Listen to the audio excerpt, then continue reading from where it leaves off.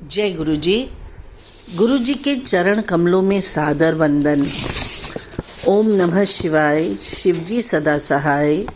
ओम नमः शिवाय, गुरु जी सदा सहाय।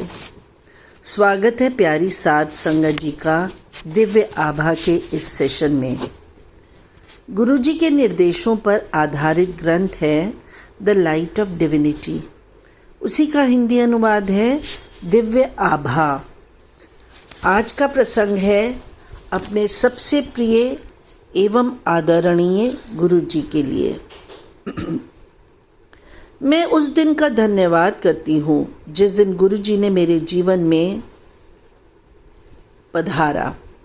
अब मेरा जीवन परिवर्तित हो चुका है और ऐसा प्रतीत होता है कि शनै शनै सब कठिनाइयाँ भी समाप्त हो चुकी हैं। इसका कारण मात्र गुरु जी हैं, जो स्वयं सर्वशक्तिमान ईश्वर हैं। एक मित्र से उनके बारे में सुनकर नवंबर 2005 में मैं गुरु जी के पास आई थी।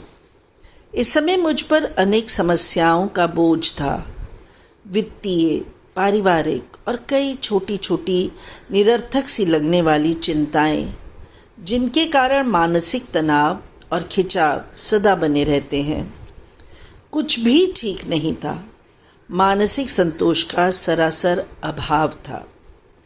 मैंने गुरु जी के पास जाना प्रारंभ कर दिया।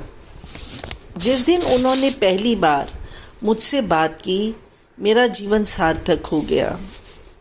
गुरु जी के प्रथम दर्शन के 2 माह उपरांत मेरे पिता को एक दिन अचानक चिकित्सालय में प्रविष्ट कराना पड़ा।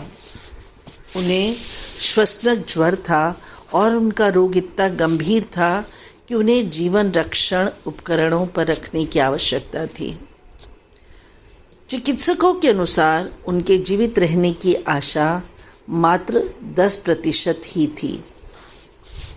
उस दिन गुरु जी के मंदिर में जाकर मैंने मन ही मन प्रार्थना की।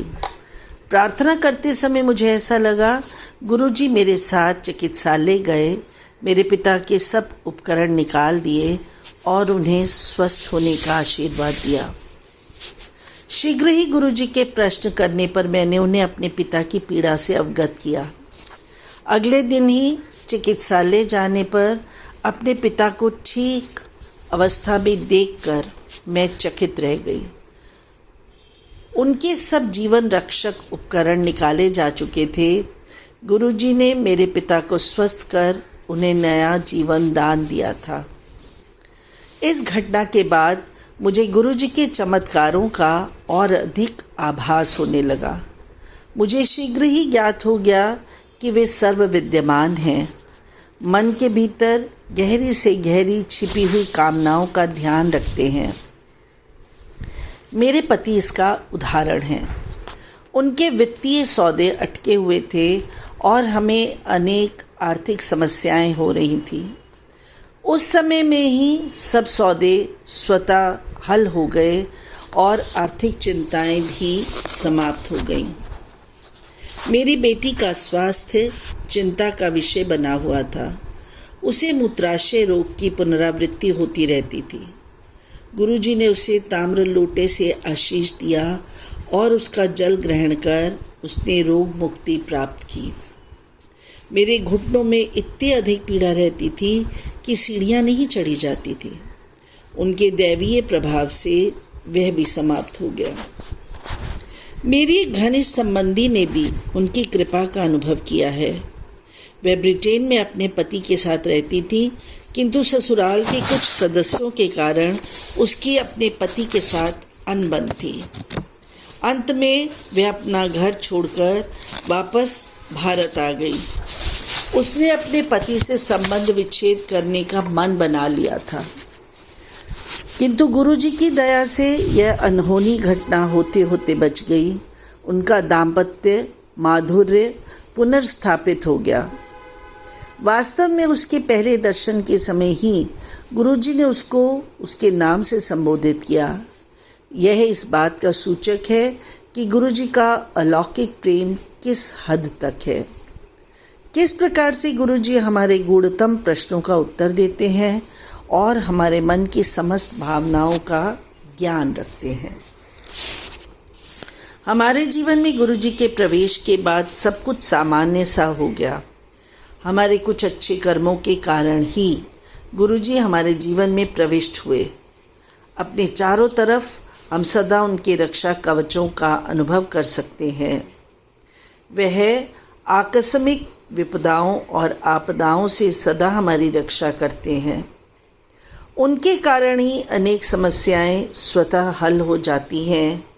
बाह्य यंत्रों द्वारा उत्पन्न विघ्न स्वयं समाप्त हो जाते हैं।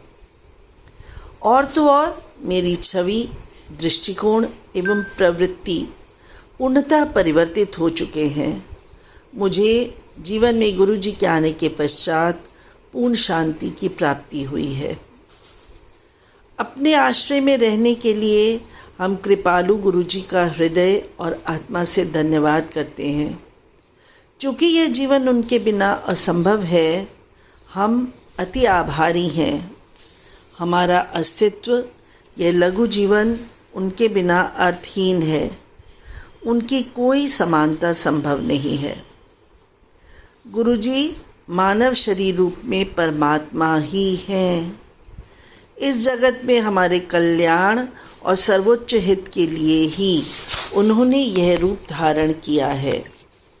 श्रीमती अनु मुंजाल।